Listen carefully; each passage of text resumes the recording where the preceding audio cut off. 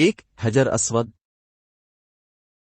2 باب کعبہ، 3 میزاب، 4 شازروان،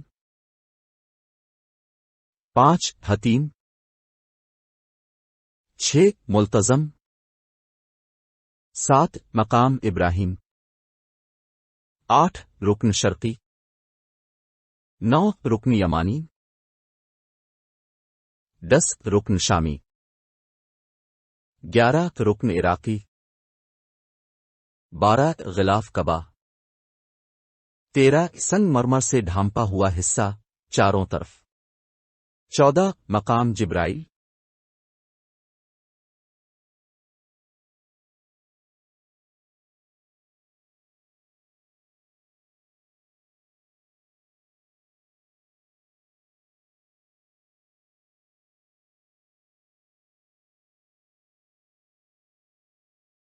نمبر 1 حجر اسود۔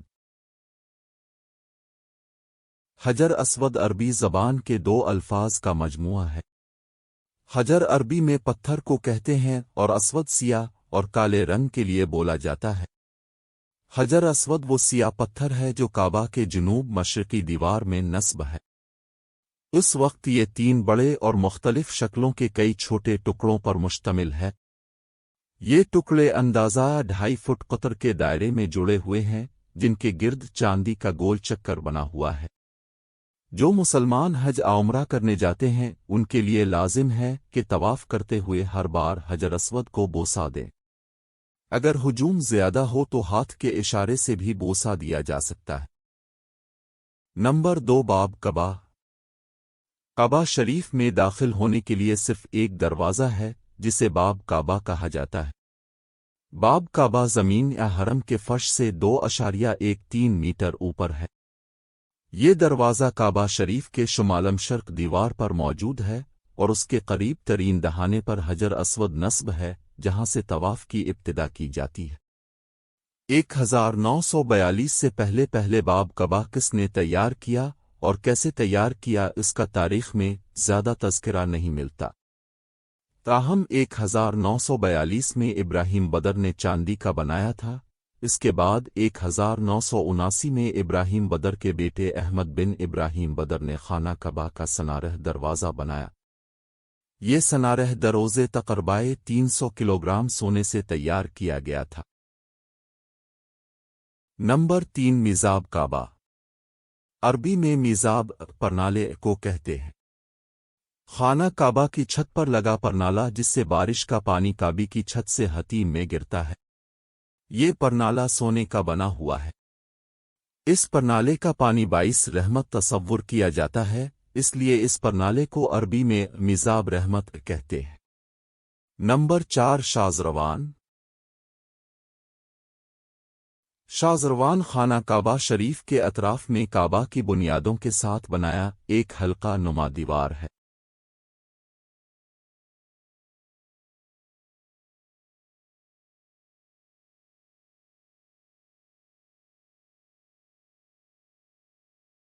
نمبر 5 حتیم۔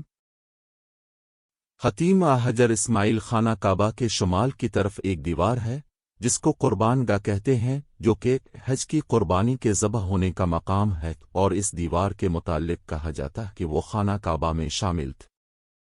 حتیم شریف کی چوڑائی 30 انچ 90 سینٹی میٹر ہے اور اونچائی 1.5 میٹر 4.9 فٹ ہے۔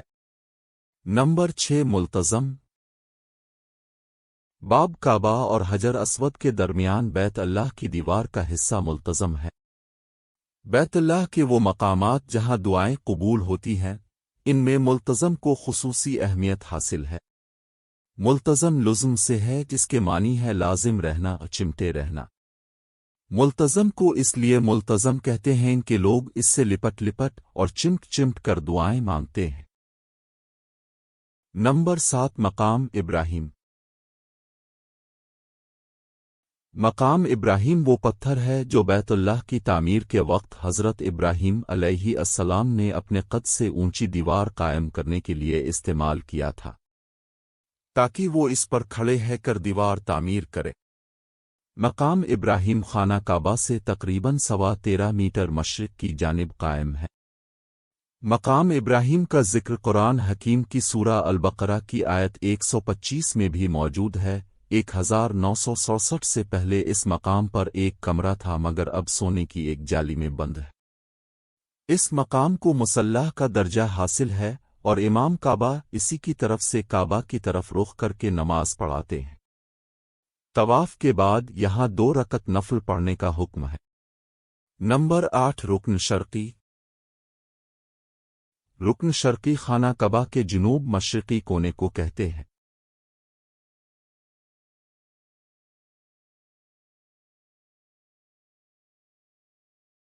نمبر 9 رکن یمانی۔ رکن یمانی خانہ کعبہ کے جنوب مغربی کونے کو کہتے ہیں۔ یہ بیت اللہ کا وہ کونا ہے جو ملک یمن کی جانب واقع ہے، اسی لیے اس کو رکن یمانی کہتے ہیں۔ نمبر 10 رکن شامی۔ رکن شامی یہ بیت اللہ کا شمال مغربی کونا ہے۔ یہاں حجر اسود کی طرف منہ کر کے کھڑے ہوں تو بیت المقدس سامنے ہوگا۔ رکن عراقی کے بالمقابل مغربی دیوار میں جو کونا ہے اسے رکن شامی کہا جاتا ہے۔ یہ کونا شام کی سمت ہے۔ پرانے وقتوں میں حج کے راستوں کے نام ان ملکوں کے ناموں پر پڑ جاتے تھے جہاں سے حجاج آ رہے ہوتے۔ اس زمانے سے ہی یہ کونے مختلف ملکوں کے نام سے موسوم ہو گئے۔ نمبر 11 رکن عراقی۔ رکن عراقی یہ حرم کعبہ کا شمال مشرقی کونا ہے جہاں باب کعبہ ہے۔ حجر اسود والی دیوار کے دائیں کونے کو رکن عراقی کہا جاتا ہے۔ یہ کونا عراق کی سمت ہے۔ پرانے وقتوں میں حج کے راستوں کے نام ان ملکوں کے ناموں پر پڑ جاتے تھے جہاں سے حجاج آ رہے ہوتے۔ اس زمانے سے ہی یہ کونے مختلف ملکوں کے نام سے موسوم ہو گئے۔ نمبر 12 غلاف کعبہ۔ غلاف کعبہ خانہ کعبہ کی دیواروں اور باب کعبہ کو جس کپڑے سے ڈھانپا جاتا ہے اس کو کہتے ہیں۔ اس کی ابتدا اسلامی روایات کے مطابق نبی اسماعیل علیہ السلام نے کی تھی۔ ابھی یہ ہمیشہ سیاہ رنگ کے ریشم سے تیار کیا جاتا ہے۔ اسے ہر سال تبدیل کر دیا جاتا ہے۔ اس کی تیاری کے لیے سعودی حکومت نے الگ سے ایک کارخانہ قائم کر رکھا ہے۔ اسے ریشم سے تیار کیا جاتا ہے اور اس پر سونے اور چاندی کے تاروں سے قرآنی آیات کندہ کی جاتی ہے۔ غلاف کی تیاری میں استعمال کیا جانے والا ریشم اٹلی سونے اور چاندی کی تاریں جرمنی سے آتی ہیں۔ اس کو کعبہ کی تمام دیواروں اور دروازے پر ڈالا جاتا ہے۔ لبیک اللہم لبیک لبیک لا شریک لک لبیک ان الحمد والنعمت لک والملک لا شریک لک لبیک اللہم لبیک لبیک لا شریک لک لبیک ان الحمد والنعمت لك والملك لا شريك لك